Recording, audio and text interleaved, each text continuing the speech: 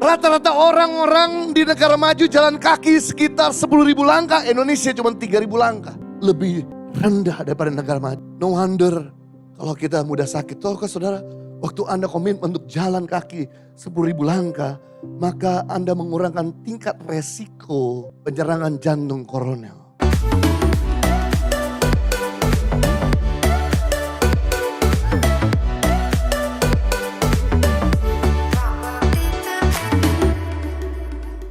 Makanya kenapa ketika pembalap itu sedang bertanding, mereka harus mengenal namanya pit stop, perhentian atau rest. Karena waktu di pit stop si pembalap itu bisa menghela nafas sebentar, minum air putih, kemudian dia bisa diisi kembali bahan bakar kendaraannya, ban yang gundul diganti, baut-baut yang longgar dikencangkan. Dan kemudian dia bisa tarik gas lagi, lebih baik, lebih pencerahan lebih lagi. Wahai pembalap yang tidak pernah mengenal pit stop, yang tidak pernah mengenal berhenti, rest.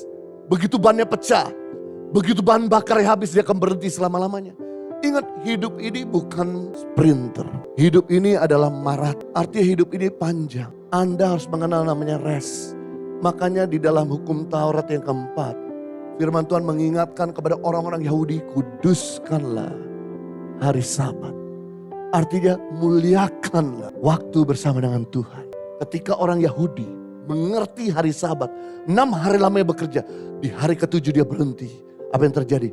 Orang terkaya di dunia, sepertiga orang Yahudi. Orang yang paling pintar di dunia, sepertiga adalah orang Yahudi. Pemilik pabrik terbesar di dunia, sepertiga orang Yahudi. Kenapa? Karena dia mengenal 6 hari lamanya bekerja, hari ke-7 rest. Saya rindu setiap kita untuk balance. Jangan kerja terus, boleh kerja. Tapi ingat, perlu hadirat Tuhan. Dengan Anda mengutamakan hadirat Tuhan, Anda sedang bergantung sepenuhnya kepada Tuhan. Jadi kalau Anda stres, kalau Anda galau, berarti Anda telah mengutamakan kekuatanmu sendiri. Ingat, orang stres akan mengakibatkan sakit penyakit. Penyakit muncul karena banyak pikiran. Kenapa banyak pikiran? Karena Anda menghandle masalahmu, pekerjaanmu dengan kemampuanmu sendiri. Tapi waktu Anda menyerahkan semua beban-beban dan persoalanmu kepada Tuhan, maka engkau akan rest. Saya pernah salah di awal-awal pelayanan kita di gereja ini. Saya setiap kali hari Minggu stres menyiapkan firman Tuhan. Saya gak bisa nikmati di hari Sabtu. Saya susah ketemu orang di hari Sabtu. Kalau udah hari Jumat, saudaraku, saya stres. Harus siapin firman, materi apa yang saya harus bagikan. Dan kemudian Tuhan ingatkan, kamu pakai kekuatan sendiri. Saya mulai putuskan sejak beberapa minggu yang lalu, untuk saya tidak mau stres dan menyerahkan semua beban-beban saya, pekerjaan dan pelayanan. Yang begitu padat, ketemu dengan orang, bahkan meeting dan sebagainya, persiapan untuk tempat baru. Saya mau nikmati dan mau enjoy. Dan saya mau mengandalkan Tuhan, biar hikmat Tuhan mengalir. Biasanya saya persiapan firman Tuhan 1 hari untuk 1 khotbah 8 jam. Tapi tadi malam, karena masih ada pelayanan, saya cuma persiapan 4 jam, sudah selesai. Saya enjoy pagi hari, gak usah tidur malam-malam. Saya gak usah sampai kurang tidur, saya bisa menikmati. Yang kedua, bagaimana kunci hidup seimbang? Komitmen untuk istirahat. Istirahat yang cukup 6-8 jam. Kurang dari 6 jam mengurangkan usia. Membuat kita sakit. Tapi tidur lebih dari 8 jam membuat kita juga sakit. Membuat kita bukan cuma sakit tapi koflok. Lawan daripada pintar. Minta maaf bahasa Indonesia saya sedikit kebarat-baratan. Karena kemarin kebanyakan makan keju, lupa makan singkong lagi. Makanya mahasiswa yang suka tidur lebih dari 8 jam bukan makin pintar, makin sebaliknya. Orang kalau kurang tidur jantung koronel, paru-paru basah, ginjal jebol, liver rusak. Suatu kali saya baca di Instagram, rupanya waktu kita tidur lebih daripada 6 jam membakar lemak di perut. Makanya kenapa perut saya buncit, gak pernah kecil-kecil. Karena saya tidur kurang dari 6 jam.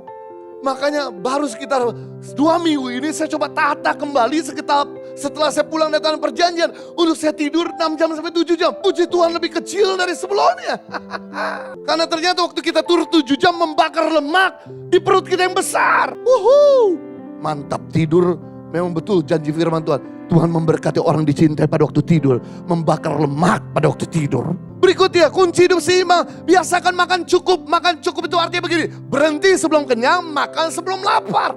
Makan yang cukup sehari 3 kali, bukan sehari 6 kali. Kunci hidup seimbang yang keempat, disiplin olahraga rutin. Ternyata Indonesia negara termalas jalan kaki sedunia. Rata-rata orang-orang di negara maju jalan kaki sekitar 10.000 langkah, Indonesia cuma 3.000 langkah. Lebih rendah daripada negara maju. No wonder kalau kita mudah sakit. Tahukah saudara, waktu Anda komitmen untuk jalan kaki 10.000 langkah, maka Anda mengurangkan tingkat resiko penyerangan jantung koroner. Impact Community Indonesia telah mengadakan 3 kali ibadah setiap hari Minggu. Pukul 9 waktu Indonesia Barat, pukul 11 waktu Indonesia Barat, dan pukul 13 waktu Indonesia Barat. Di MOI, Mall of Indonesia Kelapa Gading lantai P3. Ketiga ibadah disertai ibadah anak dan remaja.